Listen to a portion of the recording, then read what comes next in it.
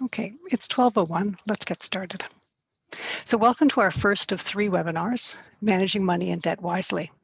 As you know, November is Financial Literacy Month, and for this November, we're focused on providing Canadians with education to help them better manage their finances. So the information we are providing is aimed at ordinary Canadians, or for those advising ordinary Canadians. And our aim is to help improve the livelihood of every Canadian by providing insights into their financial management. So today's webinar is being recorded. Any financial reporting analysis, projections, or other observations must be construed solely as statements of opinion and not statements of fact or recommendations to sell, purchase, or hold any securities. We ask that no one record this webinar without CSI's or Moody's Analytics explicit written permission. Lastly, no one has permission to quote any of the comments made by or questions from either our panelists or our webinar audience. So please note that this presentation is being offered by CSI, a Moody's Analytics company, which operates independently of Moody's Investor Services, the credit rating agency. So for optimal listening, all attendees are currently muted. If you would like to ask a question, please enter it in the Q&A box on the lower right-hand corner of the webinar presentation screen. So it is my pleasure now to introduce the host for our session, John Pappas. John leads the business development team at CSI, as well as the learning support team around the globe at Moody's Analytics. Prior to joining CSI, John worked in various capacities in the financial services industry. For 20 years as, among others, an economist, an investment advisor, an account executive, and market trader. So John will be moderating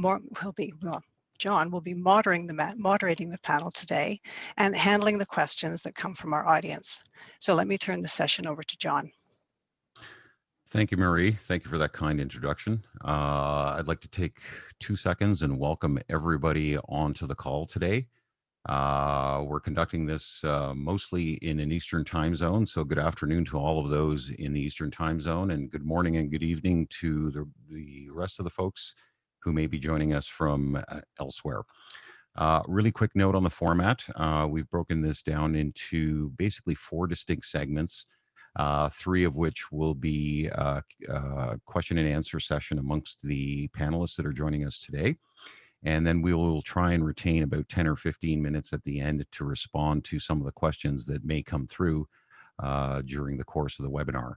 However, that won't prevent me from possibly asking some of these questions during the dialogue with the panelists. With regards to our panelists today, we've assembled a group of experts that have many years of experience in the financial services industry, essentially helping clients navigate their financial life. From left to right on our screen, I'd like to introduce Kola Diru. Kola is a professional financial planner and part of our panel today. He does consulting work and is also a subject matter expert for the Canadian Securities Institute. Our second panelist, Neela White, is a counselor and certified professional consultant on aging with Raymond James here in Canada. And thirdly, Jessica Bidra, who's a financial investment and retirement planner with the Royal Bank of Canada. I welcome you all to our session today, and ideally we can have some really good dialogue going back and forth. So I'd like to ask the first question to Jessica. So Jessica, what is a budget and why is it necessary to create and manage one? Thanks, John. So a budget is an estimation of your revenue and expenses over a specified period of time. In basic terms, budgeting is simply the process of creating a plan to spend your money wisely, to spend your money knowing and according to the income that's coming in and being collected. Now, that being said, it's very important to take the time and actually create a budget.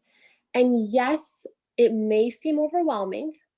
At times, just the thought of sitting there and calculating these expenses and the income that's coming in, yes, it seems a bit tedious, but at the end of the day, it definitely does pay off and can actually be very rewarding.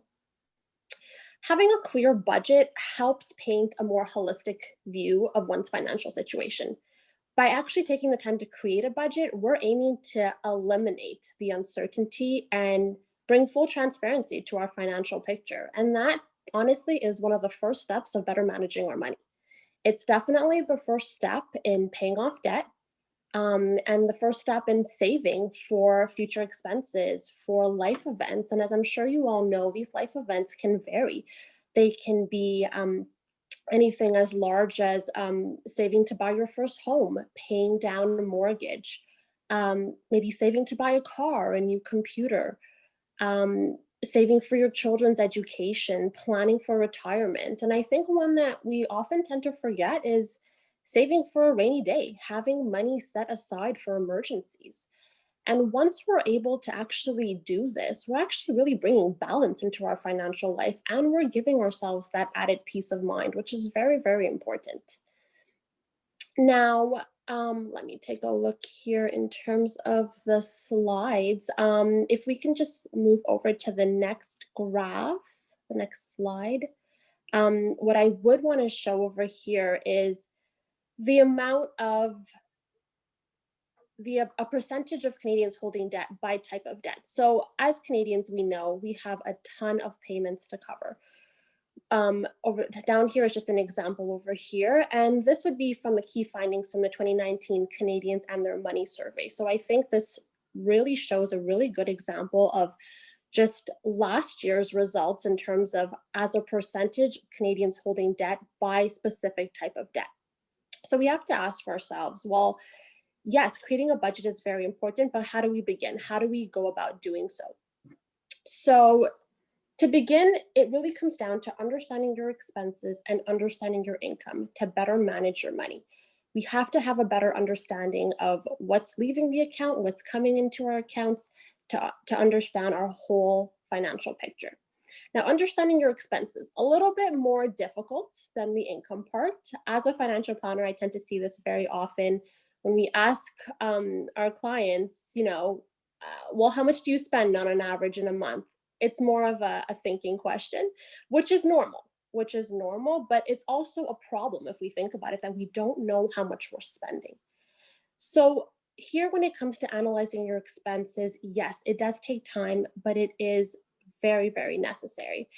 I think an excellent solution to this is taking the time to analyze our statements, maybe go back a month or two, just to verify, to see if there's anything in common, or if maybe 1 month was just a one-off, but taking the time to add all those expenses. Yes, there's going to be those fixed expenses. There's going to be those big ones, the mortgage payments, loan payments, bills. But what really tends to add up is those little ones, the variable expenses that might change from time to time, but at the end of the day, they're still expenses and they still need to be noted down for. So once we're able to add up all those expenses, and I think another very important thing is to pay attention to what's being paid by cash and what's being paid by credit card. Keeping track of those, very, very important. But once we're able to add all of those up together, then we can look at the income, what's coming into the account every month. Income a little bit more easier because the majority of us know what's coming into our accounts and how much we're making. So once we take that amount and then we then subtract it, subtract the expenses from that, that number is very important. That number is telling us how our financial picture is looking like. If we're ending up with a negative number, that's a problem. That's something that takes some time, stop and think and reflect about that. Are we spending more as Canadians? Are we spending more than we're earning? So definitely something to think about. We need to take the right steps to have that figured out. If our number is positive, that's a good thing. We're earning more and we're spending less. And now, can we use those savings to either pay off and increase our debt payments, or to work towards increasing our savings allocations, maybe adding a little bit extra in your tax-free savings account or your RSP, or paying off a higher amount towards those loan payments or those mortgage payments. So definitely something to think about. The slide right before, I'm just going to quickly go over that because I think that's a great example over here. Percentage of Canadians with other debt. So these are These are without the mortgage payments without the mortgage payments. But this goes to show Canadians who budget are more likely to act on paying off debts more quickly. And I think that's huge. So again, those that take the time to budget, although it may seem a little overwhelming, are actually able to pay off their debts more quickly. And I believe the actual percentage was 57%. So I think that's huge, but something we definitely need to work on. And once we understand our expenses and income, we definitely have a better understanding of the money coming in and out of our lives. And that's how we manage our money. Thank you, Jessica, for that very, very detailed answer. I will ask the panelists to respond to the same question. I'll tap on Neela first. Neela, the question was, what is a budget and why is it necessary to create and manage one? I think when we take a look at, especially let's put this in context with COVID, I think this is a time when people have really seen the need of having a rainy day fund, having money set aside, and knowing what our plan B is if there is an emergency. I think, to reiterate what Jessica said, as money's coming in, what we really need to do is make sure that what's going out isn't more than that, because what ends up happens is it becomes a bit of a snowball effect. And as it gets bigger and bigger and bigger, it becomes overwhelming. And when things become overwhelming, human nature tends to be pull back and let's not deal with it because somehow it's going to go away. And I think the current environment that we're in right now just shows us that putting a bit aside for a rainy day and managing our needs relative to our wants is super important. Thank you. Thank you for that. I had a question come in here. It's sort of a three-part question. Now, I'll save part 2 and 3 for later. But the first part of it, Neela, was actually directed your way. I have an attendee here who is noticing that you specialize in aging Yes. and asking, what does that mean exactly? And can you walk us through that very quickly?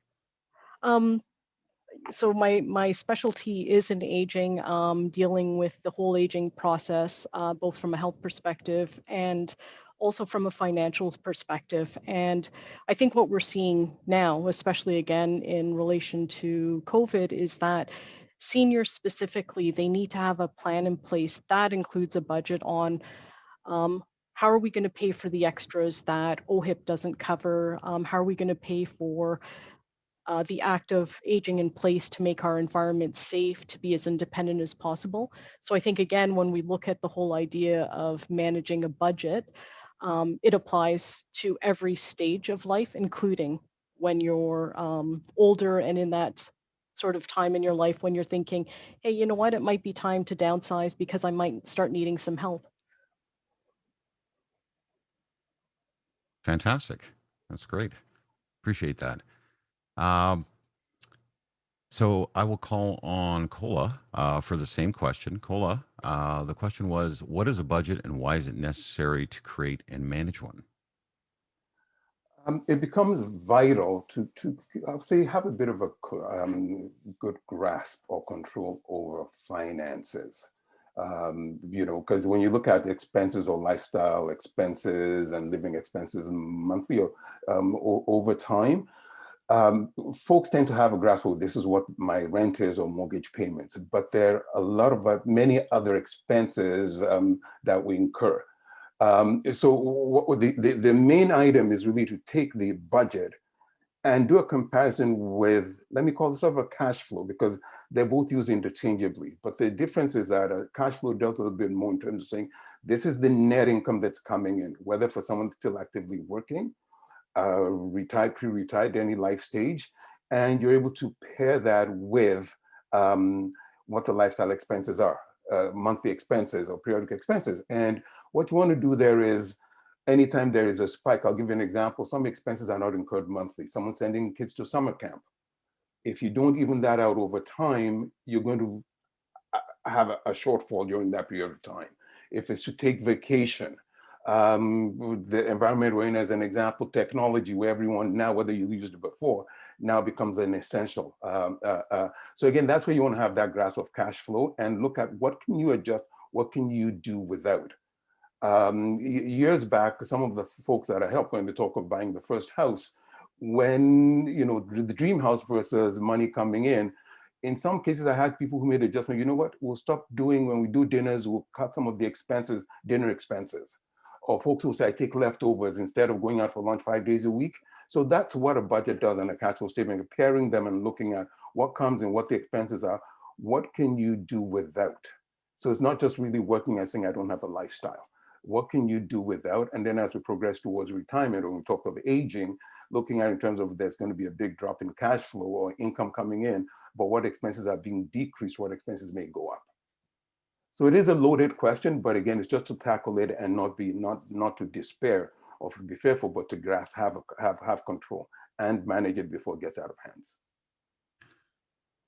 Thank you for that, Kola. Yeah.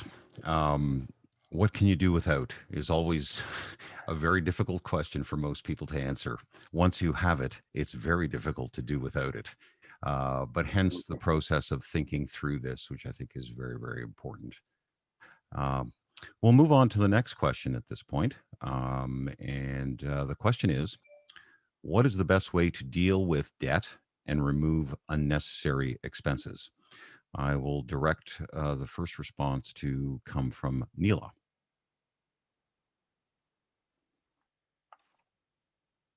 Neela, I think you're on mute. Sorry about that, John. I think we'll deal with the debt part first. I think as both Jessica and Kola have said, it's really important to track your monthly spending and take a good look at it to see, are you spending on wants or are you spending on needs? And I think we all have a different idea of what we really need compared to what we really want.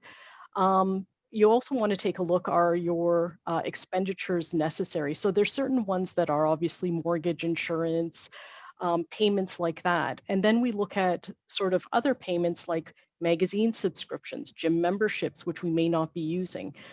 I think it's also important, and a good way to reduce debt is take a look at your highest interest debt and start to pay that down first. And if you can, consolidating higher interest debt on lower interest debt. Pay off obviously your highest first and leave the lower interest rate. Just make sure you're making your minimum payments. Obviously, if you can, it would be a good idea to make more than the minimum payment on credit cards. If part of the ongoing debt is created by teenagers, and I'm the parent of a 16-year-old, so you know you're looking at cell phone expenses, you're looking at kids now when they go out to meet, their social meetup tends to be a mall. If kids are in the position where they're able to get a part-time job, it's usually a good idea to encourage them to, because then they can actually help with their cash flow. And then they get a better understanding as well as inflow versus outflow. And I think it's just a good idea to get kids started early. If not, they do fall into it's so easy to pay by Apple Pay, it's so easy to tap my credit card, that the whole feeling of money going out becomes less tangible and it's less of a reminder. One of the big things that I find is automated charges that are going on your credit card or coming out of your bank account. So those again are things like subscriptions to magazines, memberships that you're possibly not using. I think because it's an automatic payment, you tend to actually forget that it's coming out or you're being charged for it. So I think those are simple ways that you can actually start reducing and eliminating debt. And if we can, we're on the next slide. So according to Equifax, the average consumer debt is $72,950. And this does not include mortgage debt. So this typically is credit cards, personal loans, student loans, secured or unsecured debt, and other sorts of indebtedness outside of a mortgage. When surveyed, 40% of Canadians don't ever expect to pay off their debt. So when you look at a feeling like that, 40%, that's quite overwhelming. And I think as a behavior, the more overwhelmed you are, the more you back away, hoping that it's just going to go away, and it doesn't. It just creates more irrational behavior. The average Canadian owes around $8,600 on their credit card. So when we look at, again, credit card debt, it becomes look at your behavior when you're spending on your credit card. Is it because it's an emotional response for something? I've had a bad day, so I'm going to go and buy something. So I think when you look at buying behavior, you want to take a more long-term view on it. Is this of value to me? Does this add value to my life? And if it's a more of an immediate response, I think you need to do something to change that behavior. I think it's a good reminder to think, okay, if my credit card limit is, let's say, $5,000, are you actually carrying at any one time $5,000 in your wallet to say that I'm going to pay for something for cash? Because I bet you the feeling, if you were down to the last $20 in your wallet of buying something that's a non-necessity compared to tapping and paying for it, it would create two different responses. One quick ancillary question, Neela, that's coming from an attendee. The Yeah. question was, and we'll pass this to all the panelists as well. With mortgage rates being as low as they are right now, would the recommendation, or at least the thought, be to pay off debts or to invest that money? And with debts, I mean, the question was specifically around mortgages, but let's include consumer debt in that question as well. I would say it depends what type of debt it is and what the interest rate is that you're paying on that debt.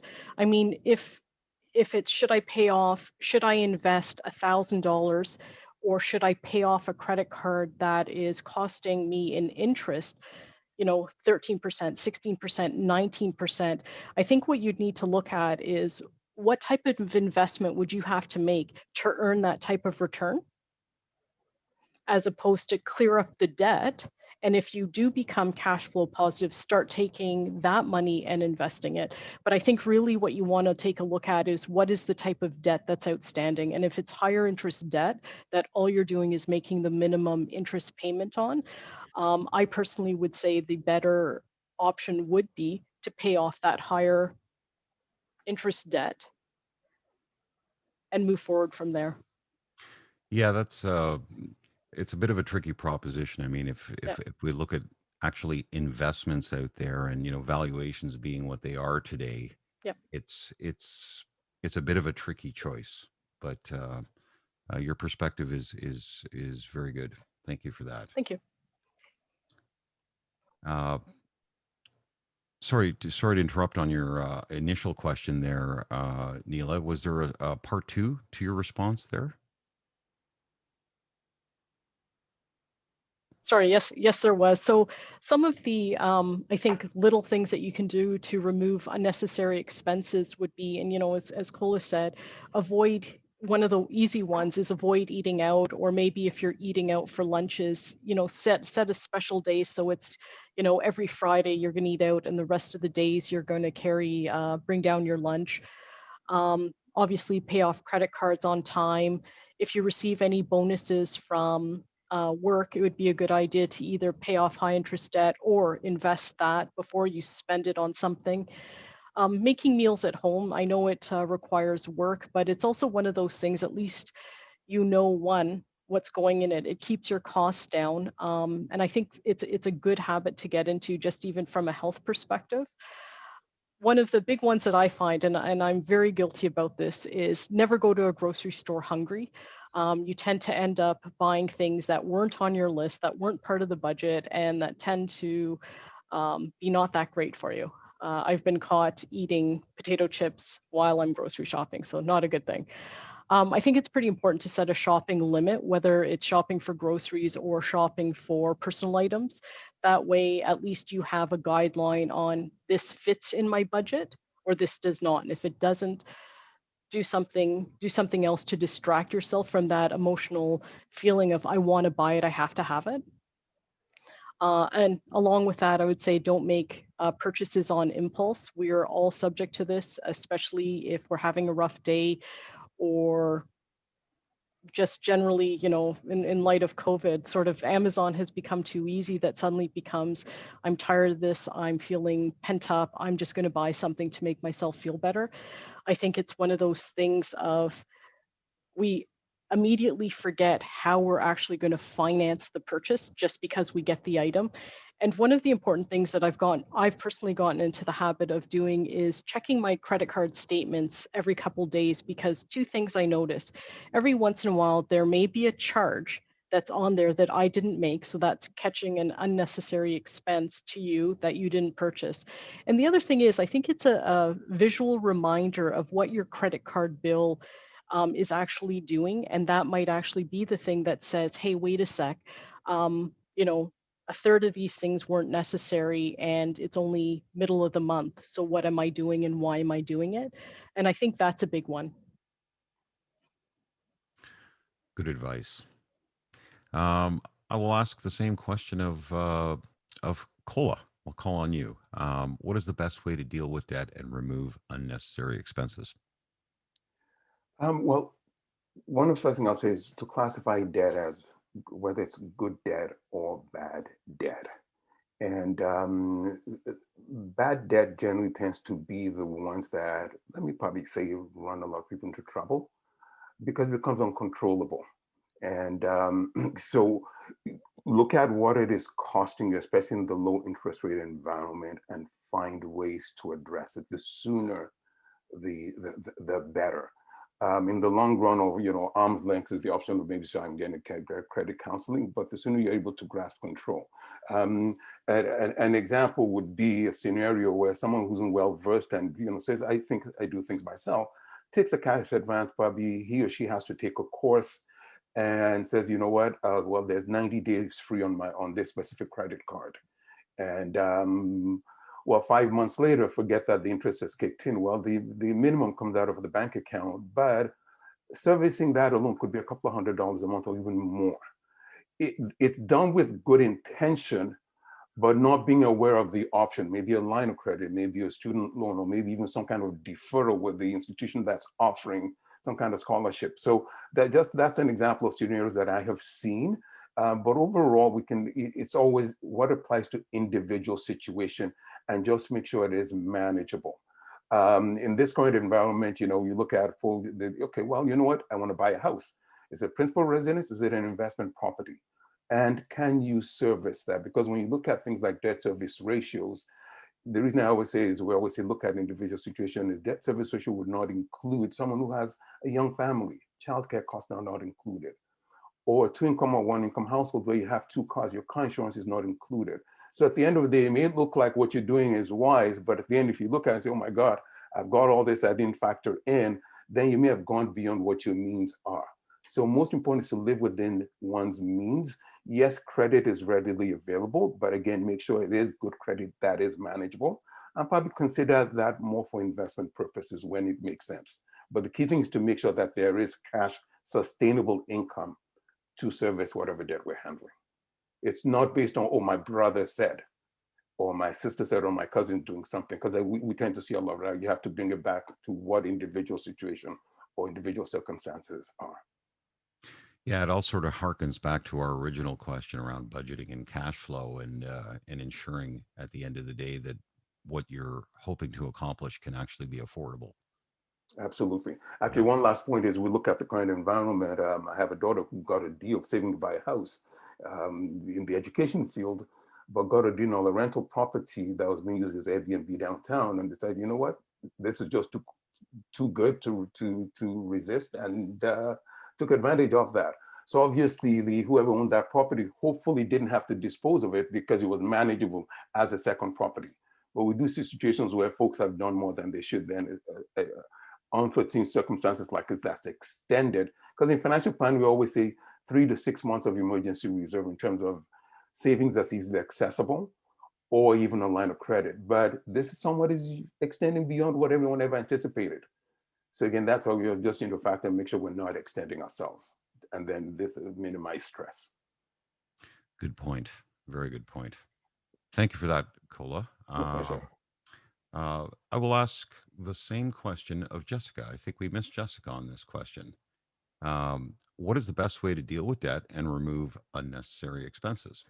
What sorts of things have you seen, and what sorts of things have you dealt with your customers, Jessica?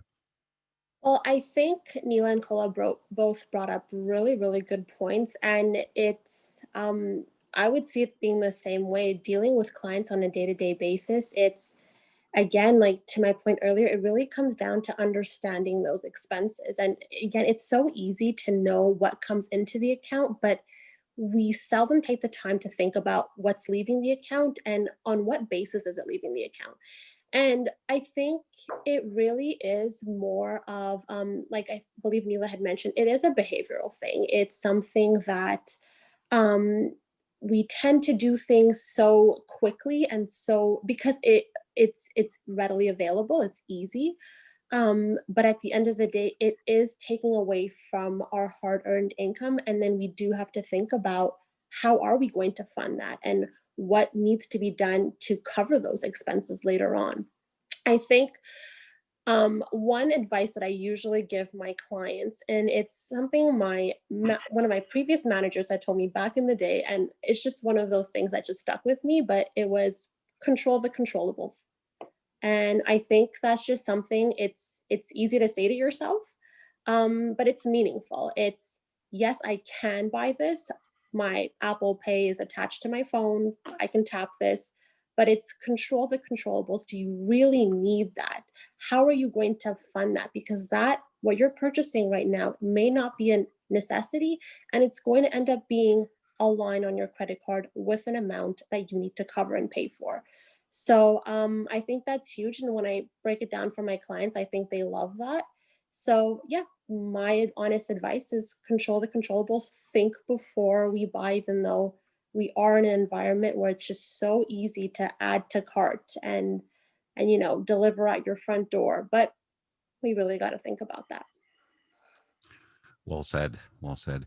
One quick ancillary question from an attendee here. Their question is, what is good debt versus bad debt? How do you contrast between those two things? I can take that since I referenced that earlier. I'll touch on bad debt first. Debt at some point that becomes uncontrollable. We've talked about credit card debt, and basically at a point where it just basically, let me say, almost drowns you and cannot handle it. Is debt good? Yes, debt is good, but let's pair that up with uh, um, uh, uh, uh, when I call good debt, i.e., the concept of when you use the word leverage. If you're buying a house and you're putting 10%, 15, 20%, whatever down payment, the house is yours, but a big chunk of that initially belongs to the financial institution. That is good debt. You're buying a car, you're financing that. It's just again to make sure that you can handle the payment because again, yes, you do need a automobile to meet essentials. Are you getting to work, driving kids to programs and activities? So the what's it called? Another example is someone self-employed. All of a sudden, the accountant says, "Oh my God, if you don't buy any RSPs, you're going to be paying a big chunk of money back, and your income will drop low." And you go to a financial institution and take an investment loan to that RSP. Those are categories of good debt. Even fund using debt for education. But again, it's just the type. I used the example earlier. If you're taking a large cash advance on, because you need to go back and maybe take an IT course for the desired job you want, well, it may become unmanageable later because that interest at almost 20% or higher will probably, may not become sustainable. So that's where you try to distinguish it. Is key thing is I'll say is have a clean credit. When you're stuck or have maybe out of jam, communicate with your lender or financial institution. They'll advise you what the right steps to do. And so again, this way, most importantly, you want to have control and a good grasp. But generally, good debt helps you build investments, and whether it's tangible, i.e. property or intangible property investments, what that does over time is help you grow your wealth or net worth. Very good. Would it be fair to say that, and mind you, it's in the most simplified way, everybody has to make their own decisions between what they would deem ultimately good debt versus bad debt. But would it be fair to say, as a general statement, that good debt would be associated with an asset versus, say, charging up lattes on your credit card? Absolutely. Absolutely. With one asterisk though, even, even if it's to buy property or properties, you have to make sure it's manageable. Don't always assume, because I'll hear folks say, my brother bought a house and I'm buying a condo, I'm buying the property next door as a second one. And someone through that cycle said, I can't go wrong. Right. And what I always say to people is make sure you get that you can't go wrong in writing. So a Because form of good debt ultimately becoming bad debt. it may become unmanageable, especially in light of this card again, because when things are going well, all cylinders are firing well, things are great. But you want to, there's a phrase, cash is king. So you want to make sure you have some kind of a reserve and not just do too much. Because as human beings, yes, we do want growth, we do want to grow assets and build wealth. But again, it's just to make sure it's manageable and take it one step at a time based on individual situation, not what a sibling did, a cousin did, or a neighbor said. Well said. Well said. On that note, I think we'll move on to our third and final question, at least pre-prepared questions for the panelists, and then we can hopefully get to more attendee questions. And Kola, I'll direct this one to you to start off. And again, depending on time, we'll ask Neela and Jessica to respond as well. So the question is, what is the life cycle hypothesis and why is it important? Okay, thank you, John, and also thank you for to Neela and Jessica for the concepts and facts they discussed earlier. What this actually you see is a lot of these philosophy we're talking about do connect. So the life cycle hypothesis developed by Franco Mondino in 1957, it basically states that individuals seek to smooth consumption over the course of a lifetime and borrowing in times of low income and saving during periods of high income. And if I break that down further, it's basically saying goods and services we consume or utilize will be a function of wealth, earnings during the period of working, and the number of years until retirement. And one can expand that because right now, back 1957, interest rates were much higher. We're in a very, very, very low interest rate environment, which will probably stay like that for a while. So again, if we look at it, we can factor that in terms of using credit sometimes to accumulate. But again, we always talk of not the best for consumption. If you need to go on a holidays, yes, you've got on a credit card, pay that off. So if we look at the graph, what the concept is basically talking about is the fact that building sustainable wealth over time, peaking around the time of retirement, and then gradually decreasing over time. Excuse me.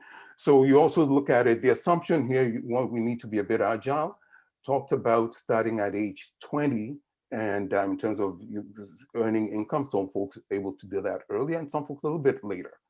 And then peaking at age 65. We also know not everyone retires at 65. Some people tend to do that earlier and move into situations where they're working part-time just to keep themselves occupied. And at that stage also, some people continue working either because they just need to keep busy, but for some folk, there's maybe a shortfall in income or haven't invested enough, or unforeseen circumstances, life change, divorce, etc. Sometimes a setback, so then you need to adjust. So, and this is where the importance of getting expert advice, which I'll touch on.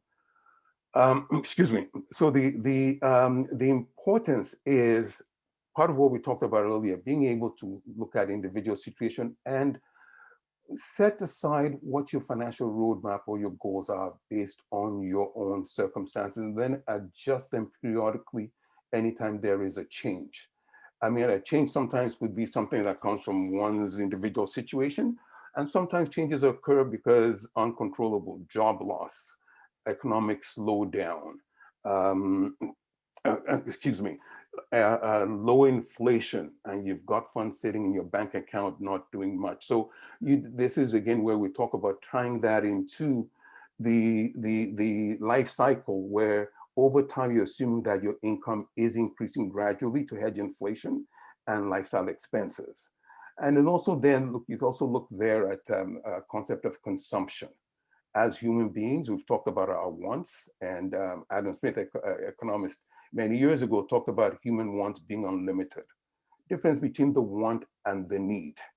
A common example now we talk about is, you've got a cell phone, or your kids have cell phones, and you think it's the best of the best, and I've got extra money to start saving aside. Well, your kid now say, well, mom, dad, that phone is outdated, not the best. And they give you the technical term. The kid become the IT expert in the house. And, technical concept, for example, it's got to be XYZ iOS or Android and things that you're not even sure of. And then, boom, 2 years later or 6 months later, you have to go bring one that's up to date. Again, based on the different applications you're using.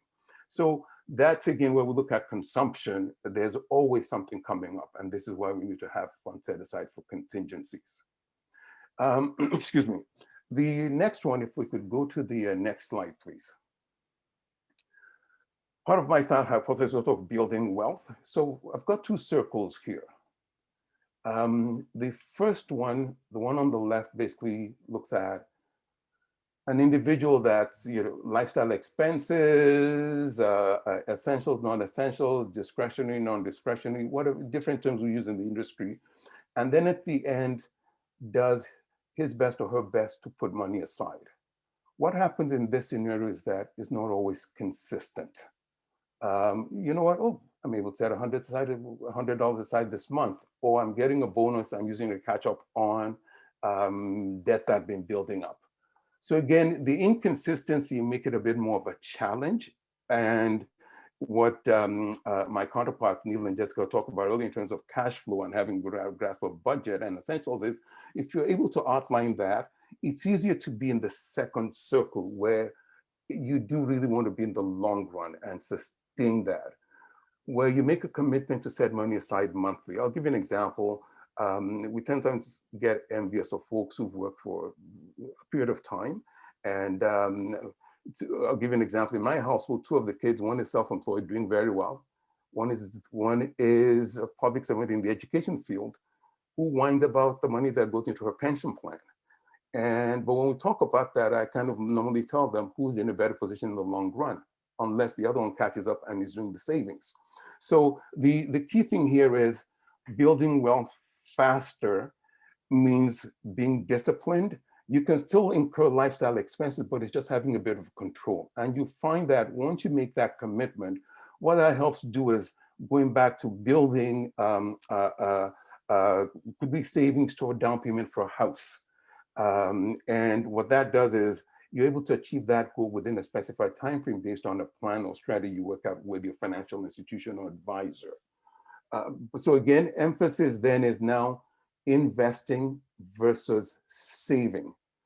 A save, I said earlier, puts money away, may build up in a bank account even consistently, but then in the long run, it's not working effectively. Low interest rate environment implies, yeah, maybe earning 1.5%, 2%, you're just barely keeping with inflation. And at the end, in the bank account, the money gets taxed at the end if there's substantial interest building up in there.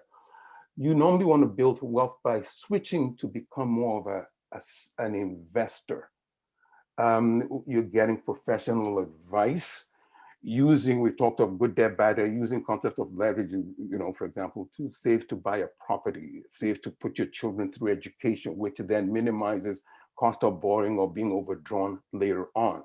And also, being an investor helps take advantage of the different, I'll use a phrase called tax avoidance strategies. There are many of them out there. The basic one that a lot of people know is using TFSA, the RESPs, RRSPs. But there are also tax avoidance strategies, income splitting, using funds to invest prudent manner. So we put all those and many others that time won't permit to list under what is called tax avoidance. I'll underline avoidance, not evasion. Evasion is illegal, but avoidance, you're using approved government tax strategies with professional advice to make sure you're making use of your after-tax dollars and getting good growth with that. So that normally is when you talk of concept of being an investor in the long run and using that to accumulate wealth. Also, when you're accumulating wealth, you have tangible and intangible wealth. If you're a homeowner, you own a rental property, That's tangible wealth you're building over time.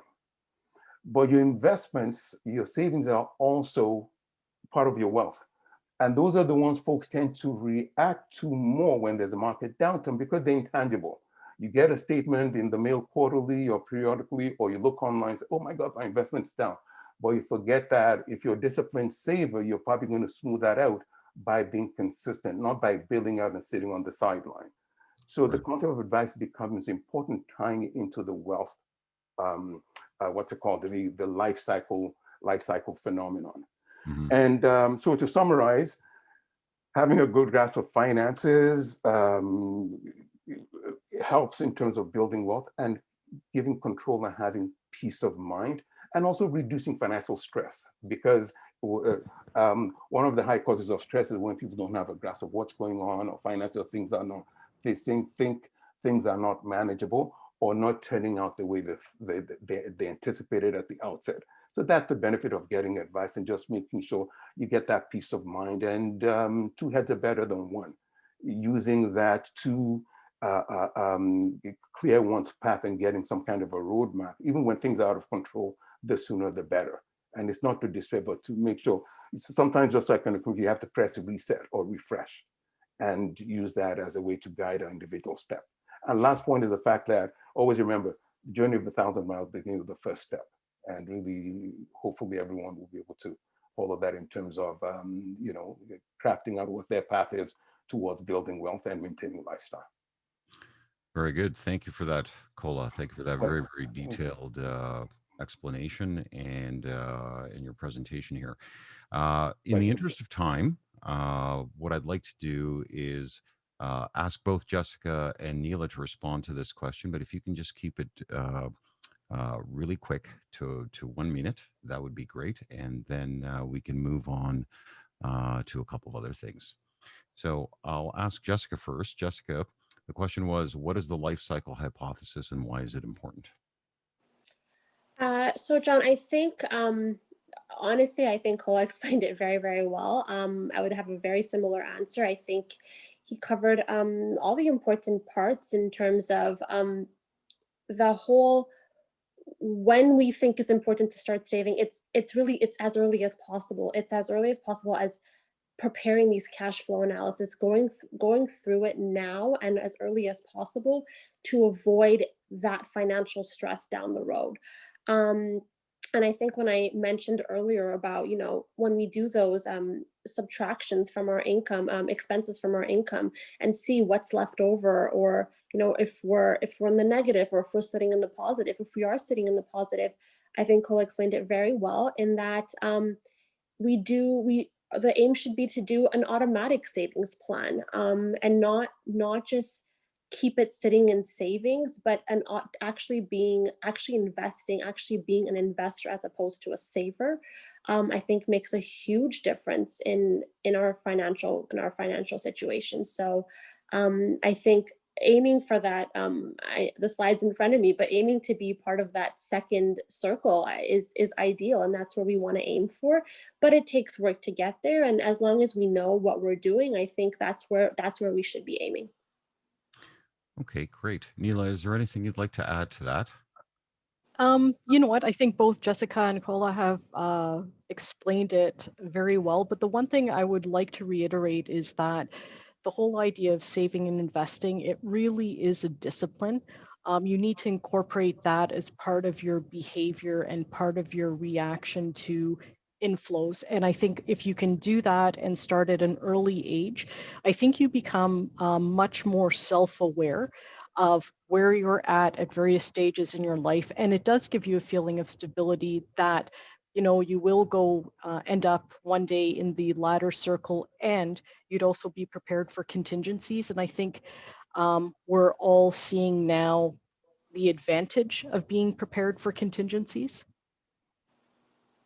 Yes, indeed, especially with 2020 being what it's been. Well, thank you all for that. I have another question here that I'd like to direct to Marie, who's back online here. Marie, this question is for you. Why is it important to speak to a qualified financial professional? This wouldn't be a CSI presentation if I didn't talk about competency. So for everyone, your finances are important. And if properly managed, I think your finances can be a ticket to a better future.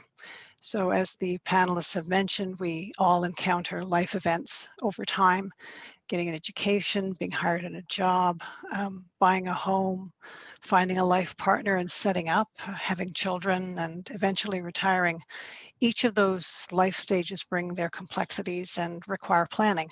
And a qualified financial professional can provide guidance on your finances and help you select the products that are most important for your situation and your needs.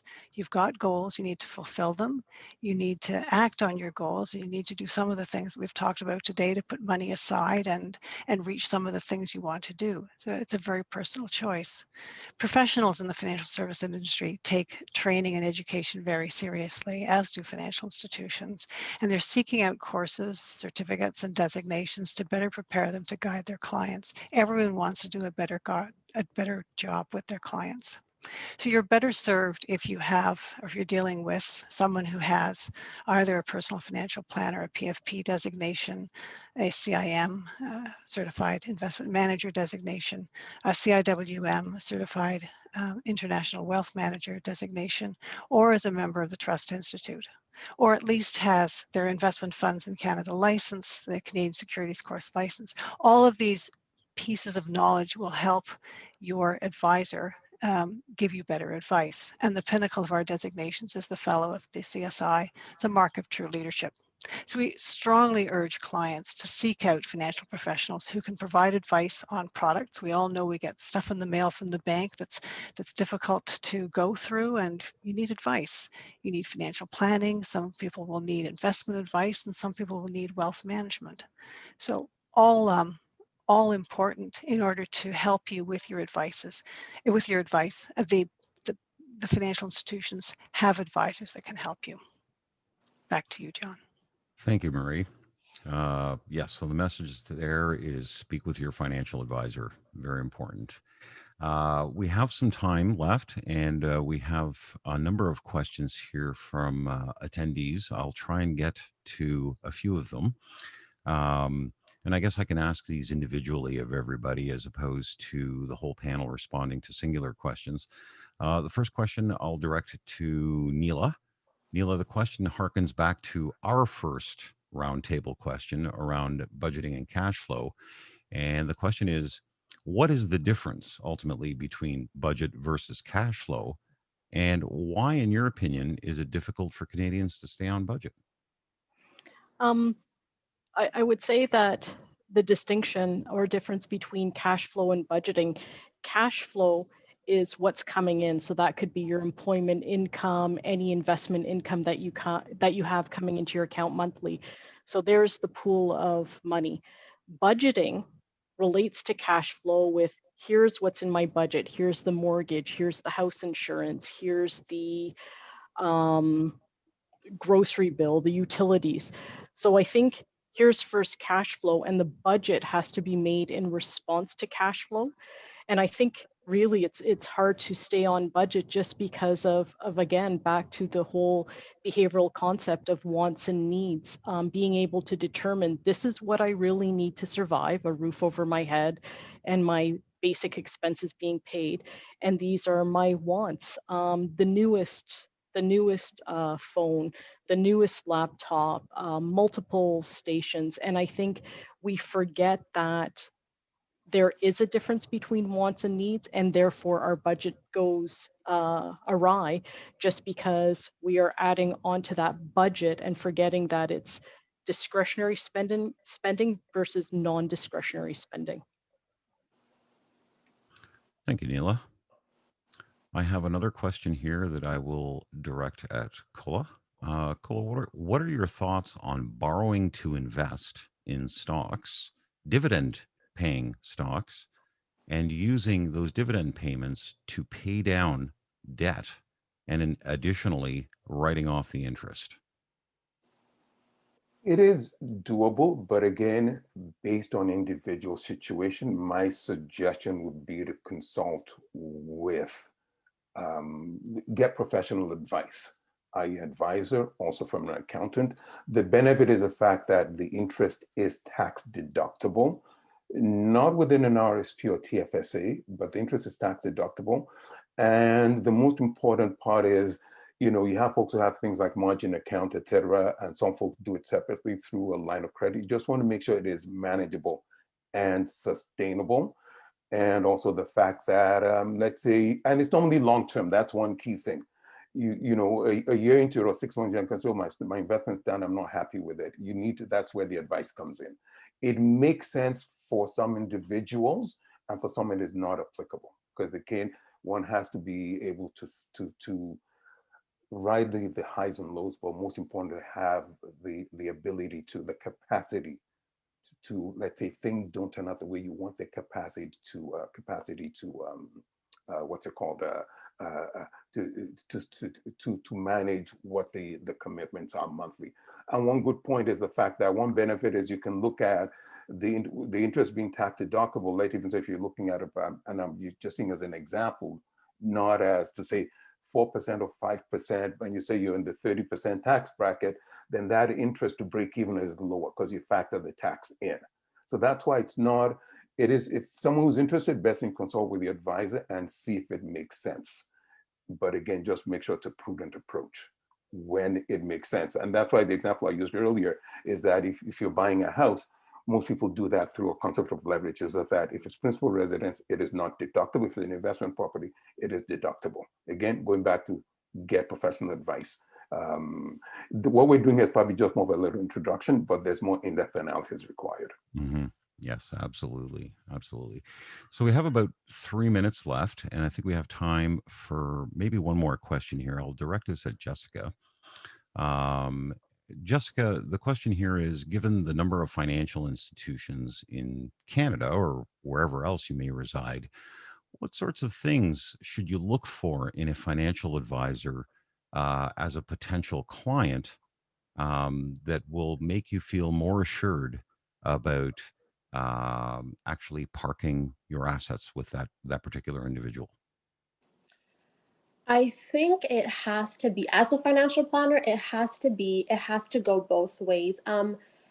You're you're right. It's a great question because truthfully, just working at a financial institution, and I say this all the time, financial institutions, they offer very similar things. We offer very similar products and services, but it comes down to having that comfort level and really being able to finding a financial planner or a financial advisor that takes the time to go above and beyond to actually show you services and products, but make sure that the client's actually understanding it and that there's actually a fit and that you definitely want to understand. You don't want to just be, a tax-free, great account.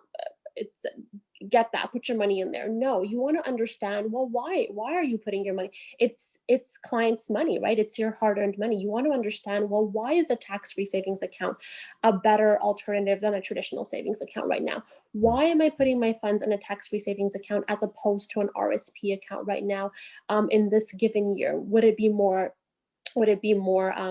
is it better for me to put funds into an RSP this year or not? You definitely want to have that understanding and you want to have a go-to. It's not just anyone can answer your question. You want to make sure that you're getting the right advice, but you want to make sure that you're understanding it and that it makes sense. And I think that's very important when it comes to either looking for an advisor or taking on a client. You want to make sure it goes both ways, that the client understands what the advisor is trying to explain and that there's a good understanding between the two, but also that from my perspective for being a financial planner is that my client's understanding and I'm not just jotting numbers and going through tools and charts with them and they're just looking at me blank, right? Like it's the client's money. We want to make sure that we're doing the best thing and that the client's understanding and the client's on board and is gaining that knowledge alongside. So I think that's really key.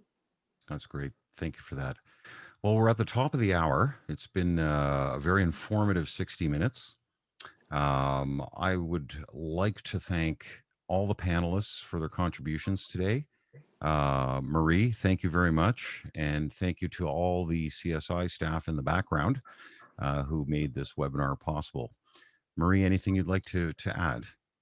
Just that this concludes our webinar. We have 2 more webinars planned for Financial Literacy Month. The next one is on November 17th, and it'll be on planning and saving for the future.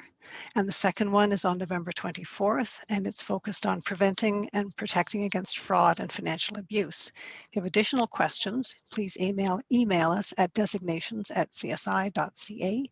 We will be making available a replay of this event in the coming days. So thank you for joining, and I wish you a great rest of day.